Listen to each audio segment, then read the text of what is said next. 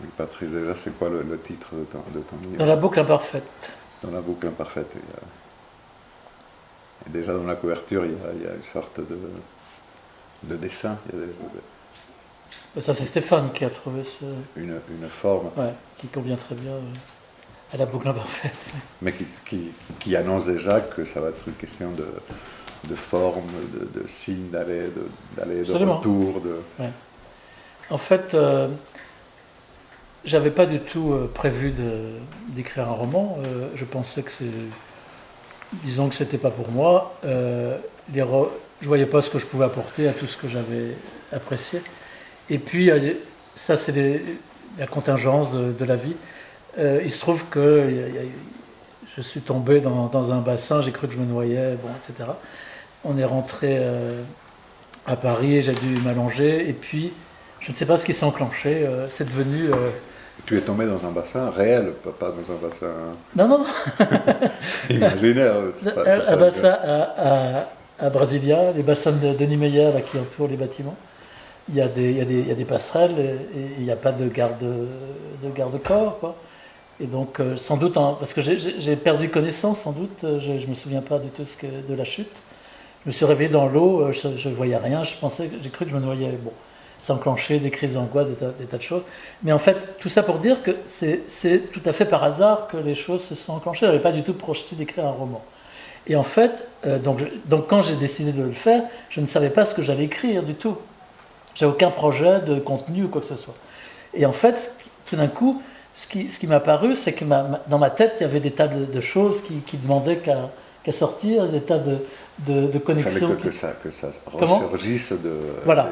des profondeurs exactement. De l'eau. Et en fait, le fait d'écrire une fiction, ça faisait longtemps que j'avais compris que les fictions qui m'intéressaient étaient en fait produites par un dispositif formel. Qu'en fait, c'était l'écriture elle-même qui engendrait le sens. Et donc, je me suis lancé, je me suis dit, après tout, non seulement j'ai intégré tout ça et je peux peut-être faire quelque chose, mais c'est surtout que, ayant fait avec mes travaux d'art plastique, avec mes répliques, ayant réfléchi sur la forme des lettres. Sur la forme des lettres, etc. Je voulais les lettres ou les mots contiennent. Voilà.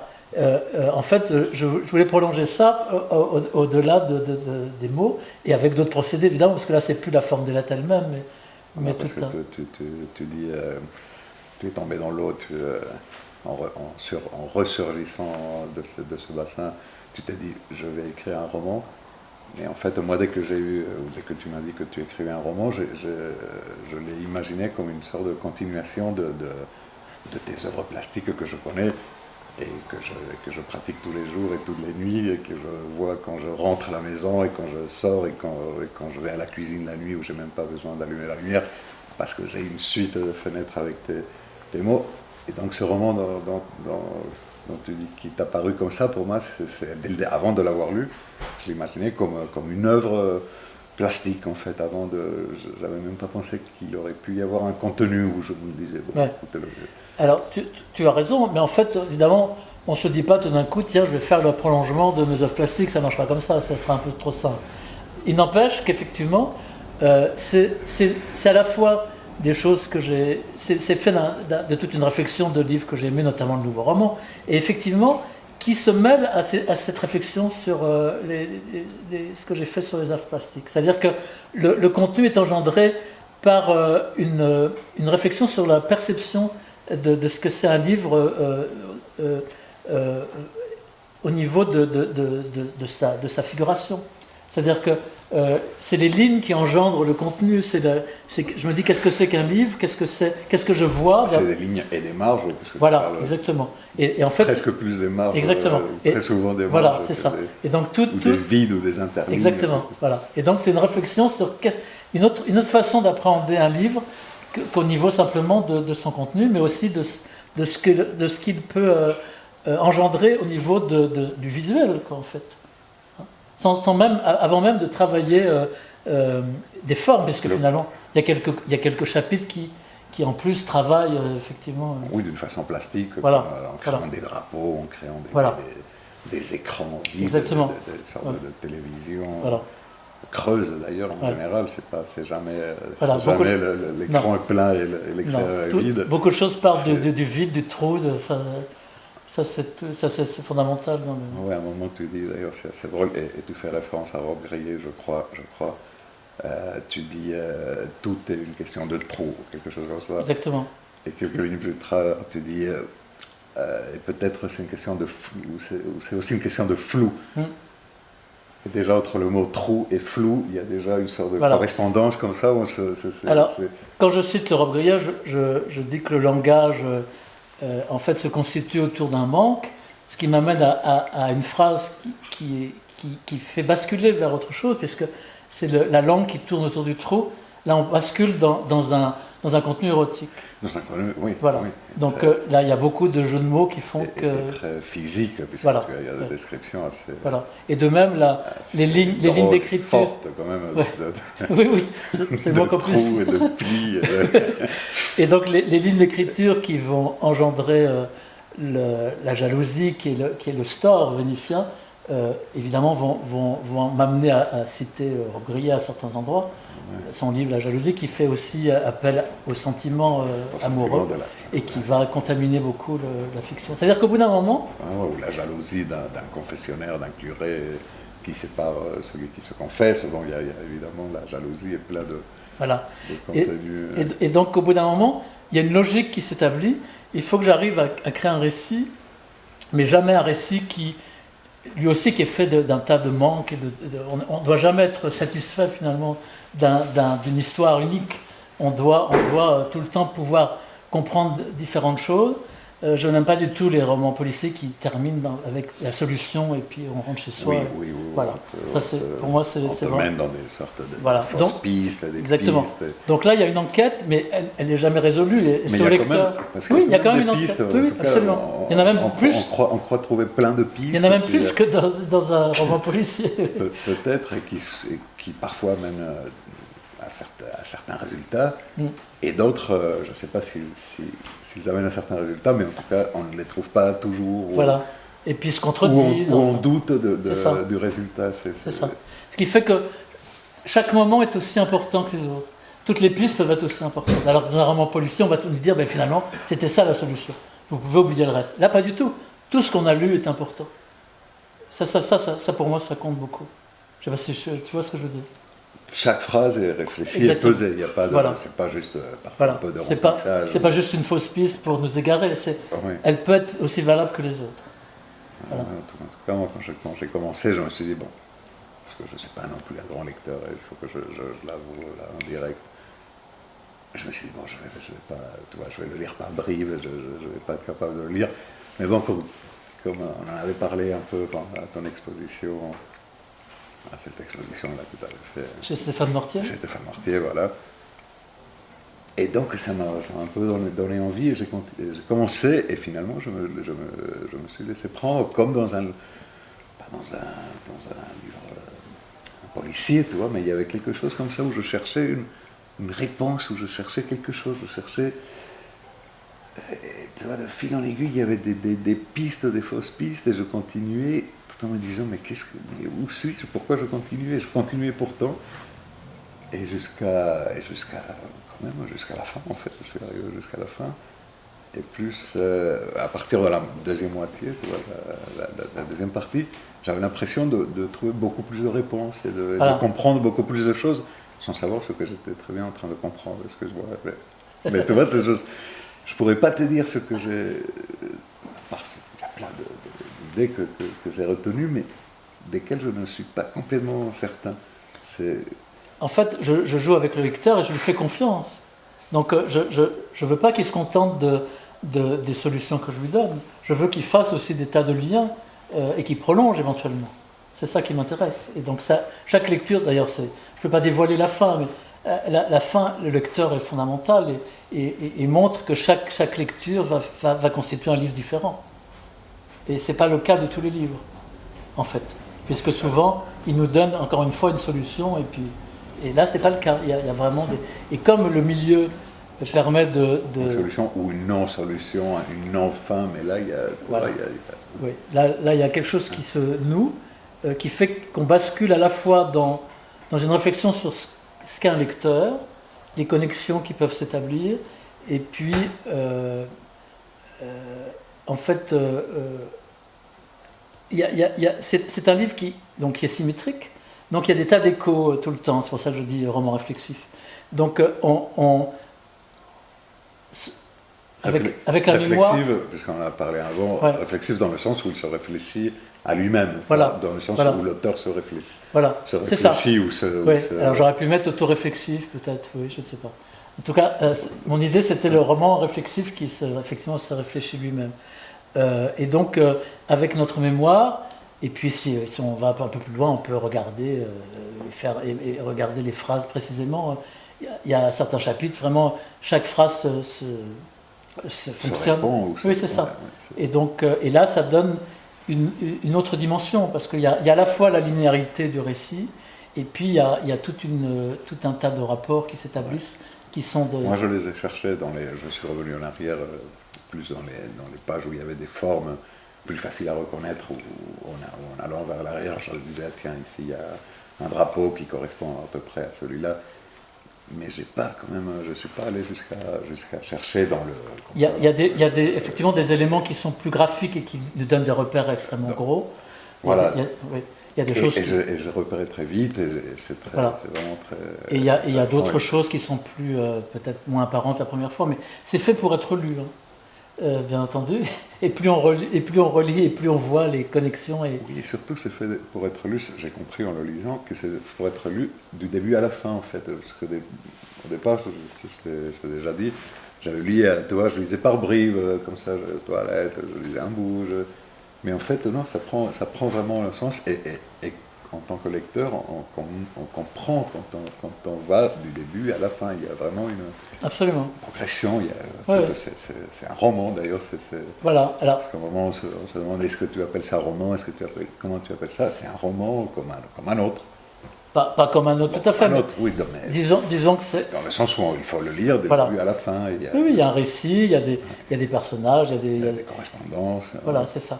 Sauf qu'il y a une forme très particulière qu'on ne rencontre pas tous les jours. Bon. Ouais, un personnage, je ne sais pas très bien si j'ai très bien compris, qui est ce cousin Alors, avec un C majuscule?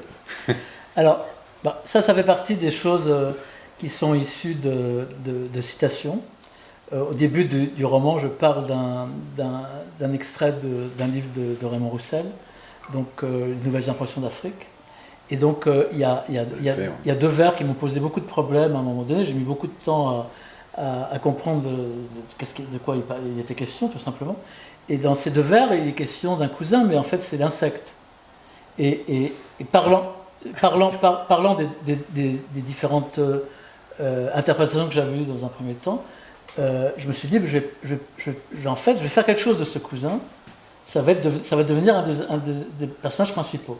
Et donc, parce qu'un insecte n'a pas de majuscule, a priori. non. Donc je mets une majuscule pour en faire un personnage. Et quand j'arrive j'explique comment je fonctionne. En fait, donc j'ai rien prévu. Je décide de créer un personnage à partir d'une citation. Alors d'habitude, on fait plutôt le contraire. Hein. On va prendre une citation parce que ça se réfère à quelque chose dont on parle. Là, pas du tout. C'est ça qui va engendrer l'histoire. Voilà. Et dans le chapitre équivalent, où je dois avoir un mot qui rappelle le cousin, donc je regarde les mots qui finissent par zin, et je tombe sur douzain. Un douzain, c'est donc un poème de 12 vers. Et donc, comme j'ai des moments où il y a des vers, effectivement, je suis obligé du coup d'intégrer un douzain dans un content. Donc, tout ça pour dire qu'à chaque fois, les choses s'engendrent comme ça, alors que je n'avais rien prévu. D'accord, mais en tout cas, c'est assez mystérieux ce personnage de cousin, Oui. et qui même plutôt vers la fin, on dit qu'il a même une femme et une famille et tout, tu vois, donc c'est assez mystérieux. Voilà, les choses s'engendrent finalement à partir d'une citation, et sans que j'ai rien prévu au départ. Voilà, c'est ça c'est vraiment une... Il y a peut-être tout le côté, pas sexuel, mais quand même assez représentatif de pénis, trop encore. Est-ce que le pénis ou je sais pas comment tu dis le truc pénien en fait, est-ce que l'appendice pénien ou est-ce que tu le vois comme un stylo, est-ce que ce pénis c'est l'élément parfois qui écrit, qui trace dans ce vide qu'est la page ou qui crée ce stries, cette jalousie. Ça prendrait beaucoup de temps là à expliquer vraiment les connexions, c'est un peu compliqué, mais effectivement c'est vrai qu'il y a beaucoup de phases, tu vois, avec ce pénis. En fait, il y a plusieurs raisons, mais l'une des raisons, c'est que avec une écriture très formelle comme ça, on peut avoir tendance à mettre de côté, disons, les choses qui souvent sont utilisées pour aguicher le lecteur, donc effectivement le sexe, les meurtres, les actions, enfin comme ça, spectaculaires. Et comment ? Le sang. Voilà. Et j'ai voulu vraiment intégrer ces éléments qui d'habitude sont traités pour qu'on s'identifie, pour qu'on oublie un peu l'écriture. J'ai voulu vraiment les travailler pour qu'ils aient la même importance et qu'ils soient finalement gérés également par des contraintes formelles. Et ça, c'était pas évident. Ça, je dois dire. Mais ça du coup contaminé le récit et j'ai dû traiter ça de telle façon que, par exemple, il y a une sorte de passage vraiment très fort et très drôle. Voilà. Alors après, ça permet d'intégrer l'humour, etc. Mais ça permet aussi d'intégrer la sexualité d'une autre façon que celle plus immédiate peut-être à laquelle on est habitué. D'accord, mais est-ce mon interprétation ou quand tu parles de sexe, tu parles plus d'écriture? Moi, je le lisais très souvent comme ça, en fait. Dis-moi plus précisément ce que tu veux dire. En fait, ce pénis, voilà, puisque jamais tu dis pénis, tu as des tournures un peu plus complexes. Oui, c'est membres, des choses. Pour le dire, je le prenais vraiment pour le stylo ou la plume, vraiment. Et tout le reste, en fait, la page, c'était plus, on va dire, la partie féminine, où, tu vois, on opposait de trous, de creux, de vide. Voilà, il y a une vulve qui intervient plusieurs fois. Je pensais que tu écrivais très souvent sur l'écriture elle-même, sur l'écriture en train de se faire, avec ses marges, ses interlignes. C'est ça, exactement. Mais tu as bien saisi les choses. À chaque fois, quel que soit le référent, en fait, il doit s'agir de parler d'une manière ou d'une autre de l'écriture en train de se faire, effectivement, avec ses vides, ses interlignes. Ça aussi, c'est vraiment très, très jouissif, en fait. En fait, il y a des doubles lectures. Tu interroges très souvent le lecteur. Bien sûr. Tu le tutoies, même tu t'interroges pourquoi je tutoie, où je le vois. Ah oui, là, tout le jeu, le tu, lui, tout intervient. On ne sait pas toujours où. On ne sait pas toujours où se situer. Qui est soi-même et qui est l'autre. Exactement. Qui on parle. Il y a des gens qui ont été gênés par ça parce qu'ils se sentent impliqués. Fortement. Trop directement. Oui. C'est ce que j'avais pas prévu, mais enfin. Qui se sentent à cause du tu ou à cause de plus de contexte? Parce que certains Français les deux, je pense. ont du mal quand on les tutoie, ça les agresse. En tant qu'Espagnol, le tutoiement c'est assez. Oui, tout le monde. Voilà, c'est assez facile, mais. Et là, j'ai beaucoup calculé les moments où on passe de l'un à l'autre. Oui, il y a un recul quand même. C'est pas agressif de toute façon. Voilà.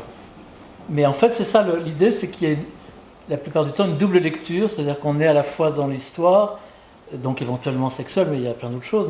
Et puis en fait, ça renvoie tout le temps à l'écriture, la forme, et jusqu'au film du cousin, des films un peu tendancieux qu'il réalise. En fait, il y a des contraintes formelles qui viennent de l'écriture aussi. Donc, oui, à l'image, au cinéma. Voilà.